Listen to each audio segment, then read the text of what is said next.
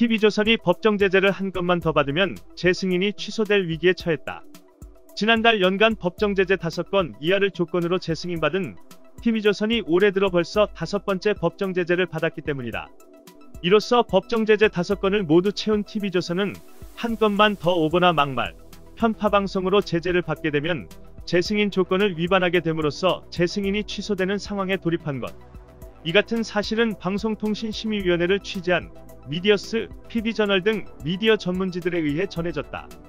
이들 매체에 따르면 11일 방심위는 전체 회의를 열고 지난 3월 9일 방송된 TV조선 뉴스특보에 대해 다수 의견으로 주의를 의결했다.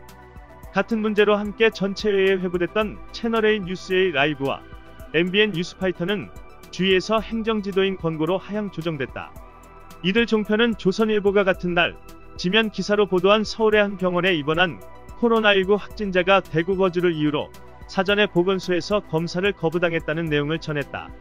방역당국의 의료 공백을 지적해 파문을 일으켰던 조선일보의 해당 기사는 그러나 결과적으로 오보로 밝혀졌고, 조선일보는 지난 3월 13일자 신문에 정정 보도문을 실었다.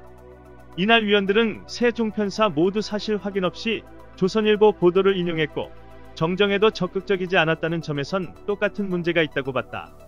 하지만 각 방송에서 오보로 판명된 부분이 차지한 비중을 고려해 TV조선에만 주의 제재를 결정했다. 강상현 위원장은 TV조선의 경우 확진자가 보건소에 갔는데도 검사가 거부됐다는 발언이 4차례 나왔고, 자막은 6차례 나왔다. 의료당국의 문제를 언급한 것도 모두 7차례였다고 지적했다.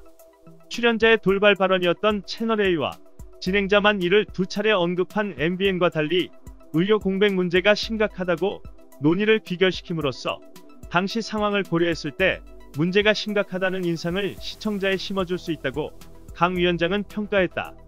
이날 제재로 TV조선은 올해 들어 오보 막말 편파방송 등을 이유로 5번째 법정 제재를 받게 됐다.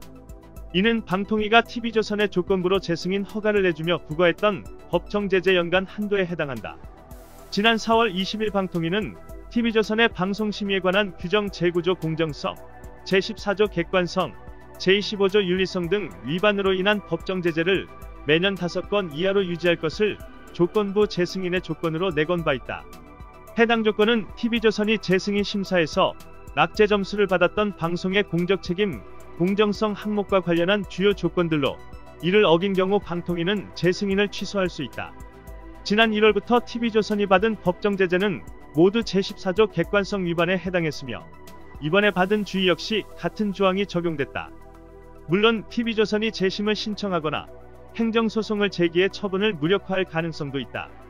방심위 관계자는 올해 1월부터 TV조선이 받은 법정 제재 중 현재까지 3건에 대한 재심 신청이 들어왔으나 모두 기각 결정을 내린 상태라고 전했다. 평균 한 달에 한 건가량 법정 제재를 받은 TV조선이 남은 7개월 동안 법정 제재를 받을 가능성은 무척 높아 보인다. 물론 재심이나 행정소송으로 재승인 취소를 피해갈 가능성이 크지만, 지난번 제어가 이후 솜방망이 재승인 기관이라는 비판을 받은 방통위가 시간이 걸리더라도 재승인 취소라는 원칙적 처분을 내릴 가능성이 높다. 우리 시청자들은 매일 눈으로 TV조선의 오보나 막말, 편파 방송을 모니터해 방심위에 고발하기로 하자. 이제 8부 능선을 넘었다. 고지가 얼마 남지 않았다. 기덕이는 살처분이 답이다. 이상 뉴스 검색이었습니다. 구독과 좋아요 부탁드립니다.